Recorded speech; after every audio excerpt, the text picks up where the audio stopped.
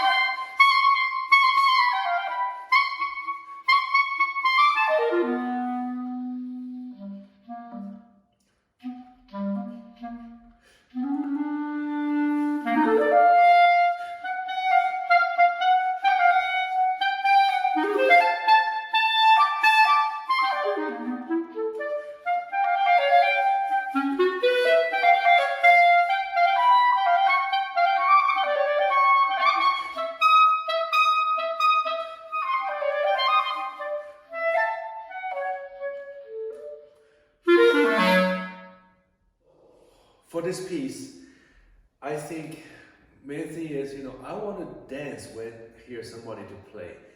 It's like, so very rhythmic.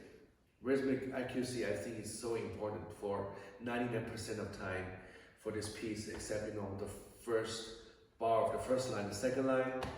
And also, don't forget to do more dynamic changes. For example, forte is forte, piano is piano, first two bars.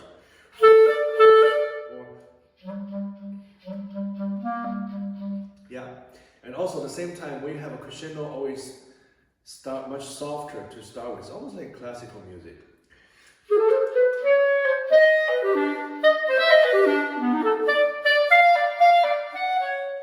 The first two lines, the second, third line shows you have a longer crescendo at the end. I'm talking about around 43 all the way to 47. Just start much softer.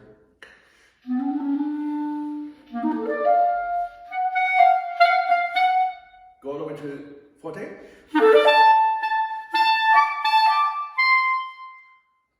Open up. This kind of sound can be a little bit more brighter sound on the top. Sometimes I can also hear the jazz feel. So have some fun with those accents. You need to achieve those by using your more tummy motion at all time. For this piece, and then also subito piano, for example, downbeat 20, the crescendo all the way until downbeat stop, and then subito piano.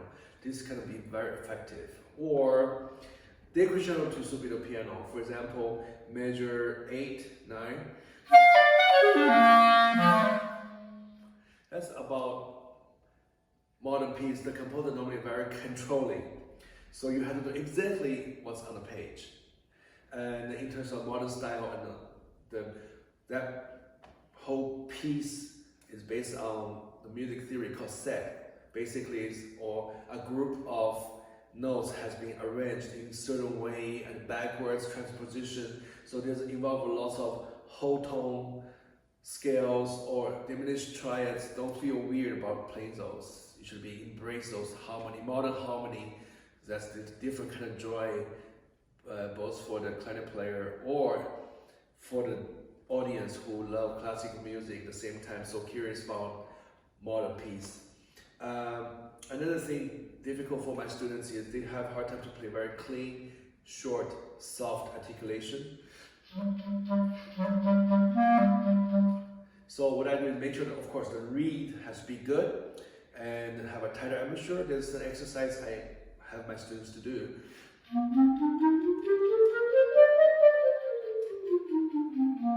Soft, crisp articulation on the scales. For me, is the tummy just so tight. So technically, it's gonna be that precise. Again, if you see a little clown dancing around, musically you achieved it. And technically, make sure clean, crisp, and also be aware of so-called French articulation. The clip, the M slur if the next note is individual eighth note, or very short articulation with fingerhead technique. So at the end, have more fun, more dynamic.